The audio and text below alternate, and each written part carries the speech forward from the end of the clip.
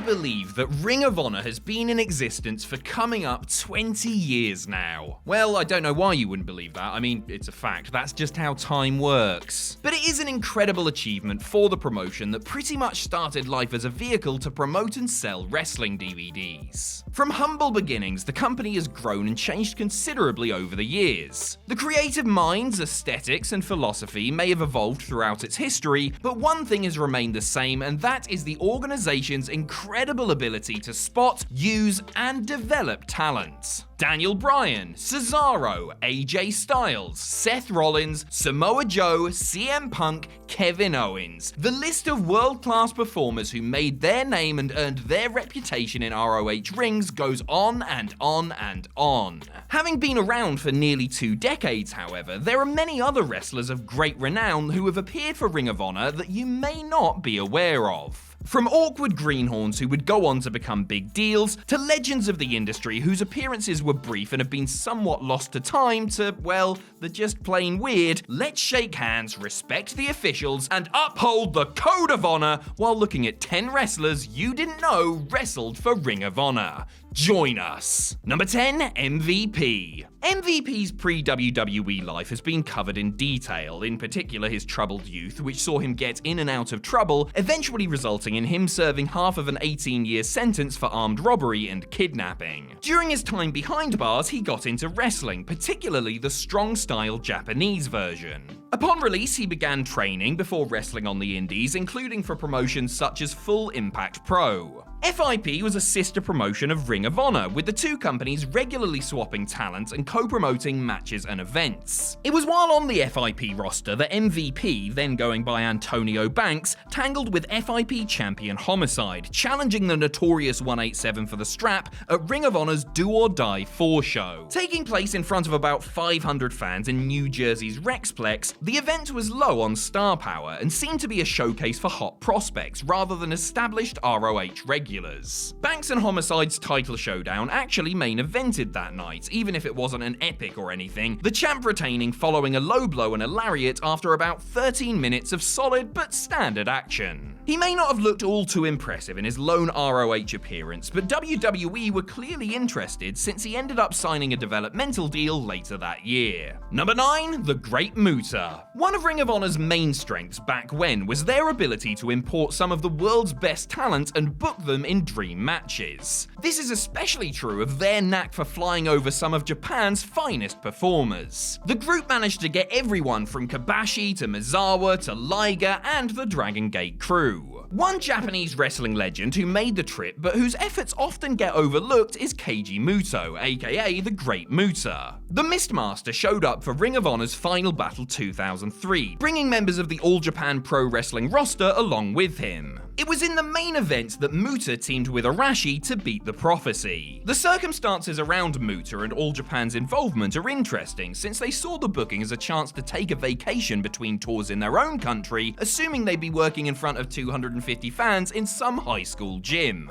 When they were greeted by 1,500 enthusiastic die-hard fans who gave them a hero's welcome, they changed their tunes and put their working boots on. This was Muta's only Ring of Honor appearance until he popped up in a dark match rumble on a combined ROH New Japan Madison Square Garden supercard in 2016. Number 8, Corey Graves. These days, Corey Graves is firmly established as one of the many voices of WWE, to the point where it's hard to imagine the man with the handsome haircut and tattoos anywhere other than behind the broadcast table. But in a former life, Graves was a would-be wrestling superstar on the cusp of a main roster call-up when he was forced to retire due to concussion injuries while working in NXT. Before NXT, Graves was known internationally as Sterling James Keenan and looked wonderfully mid-2000s emo with his long black hair, soul patch, and pouty expression. While paying his dues in the minor leagues, Graves worked here, there, and everywhere, drawing what must have been very annoying CM Punk comparisons wherever he went. One of the places that provided a paycheck was Ring of Honor, which is where he worked from 2003 to 2009. But what might sound like an impressive 6-year run on paper was anything but in reality. Because Sterling James Keenan was not some Ring of Honor superpower or anything like that, rather someone who would occasionally be drafted in for the odd shot, more often than not to put someone else over. So while he cropped up sporadically for a while, the most matches he worked in a calendar year was 3 in 2005, and those were strictly by the numbers affairs. Number 7, Nunzio. When Extreme Championship Wrestling went under in early 2001, not everyone was lucky enough to get picked up by WWE for the Invasion storyline. The Rob Van Dams and Rhinos of the world were safe, sure, but many of the lower card talents that had bled and sweat for the ECW cause were suddenly without work and needed to hustle hard on the independent and international circuits. Former full-blooded Italian Little Guido would end up in WWE, but not until late 2002, so he, like many of his cohorts, began accepting indie bookings. With his ECW name value and strong mat-based wrestling style, Guido was a perfect fit for a new upstart promotion like Ring of Honor and joined them for their second ever show. Choosing to go by his given name, James Maritato, he looked very impressive in bouts opposite the likes of Xavier, Jay Briscoe, and teaming up with and later fighting against his former ECW tag team partner Tony Mamaluke. Indeed, it was his short feud with Mamaluke which was the highlight of Maritato's run. Anyway, the dispute ended on Maritato's send-off at Glory by Honor, where he did the favors for Mamaluke in a match where the winner got the rights to the FBI gimmick. Number 6, Dusty Rhodes. The American Dream may have been, a good 15 or so years past his prime by the time Ring of Honor entered into existence, but nostalgic fans still got a real kick out of seeing Dusty do his thing. Indeed, in the early 2000s, it wasn't uncommon to see the son of a plumber bleeding on a local indie show, whether it was for his own Turnbuckle Championship Wrestling promotion or a new player in the market like Major League Wrestling or Ring of Honor. Dusty worked a match at Ring of Honor's The Epic Encounter in April of 2003, though his bout wasn't the Epic Encounter in question. That was a 40-plus minute 2 out of 3 Falls classic between Bryan Danielson and Paul London. No, Dusty's participation was as the special attraction in the main event, a 10-person I Quit Bunkhouse Riot match. A very different sort of match than ROH typically put on. It offered a nice bit of variety for fans who had sat through hours of cutting-edge technical wrestling. It actually started with a cute bit as someone dressed as Dusty's old Midnight Rider gimmick made their entrance, only for Rhodes himself to use the distraction to jump his opponents. Then it became anything but cute as the kicking, punching, and bleeding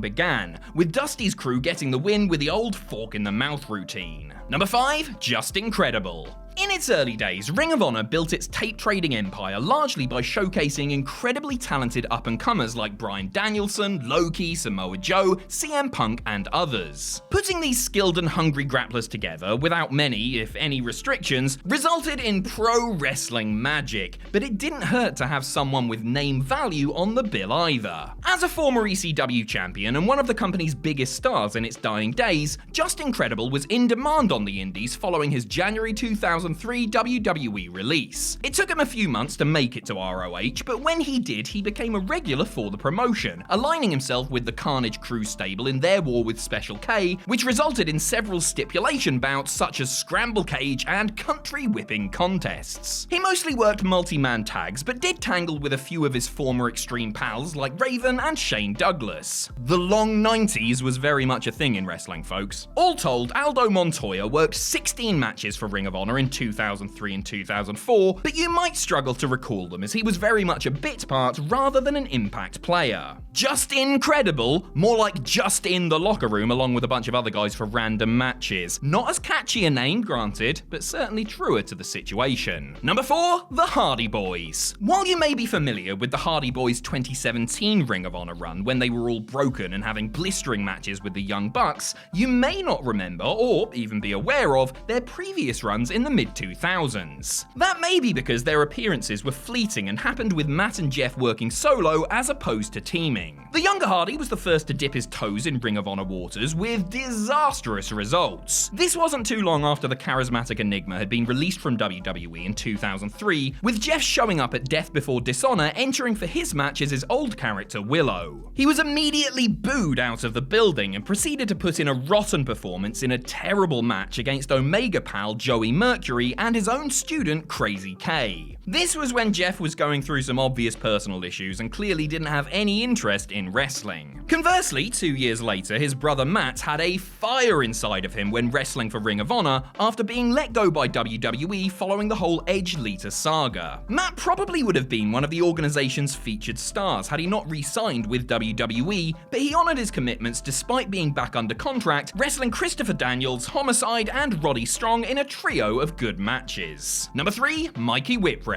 Though Mikey Whipwreck sort of faded away from the wrestling business after ECW went under, he didn't disappear from it entirely. As well as picking up the occasional indie booking, the former ECW World Heavyweight Champion, no, really, turned his attention to training a bunch of the East Coast-based hopefuls that would go on to become some of the hot young things of the early 2000s indie scene. Among his top products were the SATs, Joel and Jose Maximo, and the Amazing Red. The trio of high flyers made their names in Ring of Honor, with Red in particular having a series of absolute belters during the company's early days. After taking the whole of 2002 off and entering into semi-retirement, in large part due to various nagging injuries, Whipwreck returned to action a year later for ROH, where he would team with and against his students. No longer the skinny little whipping boy of his mid-90s prime, Mikey was now the elder statesman of the squared circle, the glue holding together the frenetic multi-man matches he found himself in, like the 10-on-7 handicap scramble bout from ROH's first anniversary show, a match that makes my brain hurt if I think about it for too long. He only made 3 stateside Ring of Honor appearances, along with one on a combined ROH FWA card in London, but it was sure nice to see the unholy altar boy for a minute there.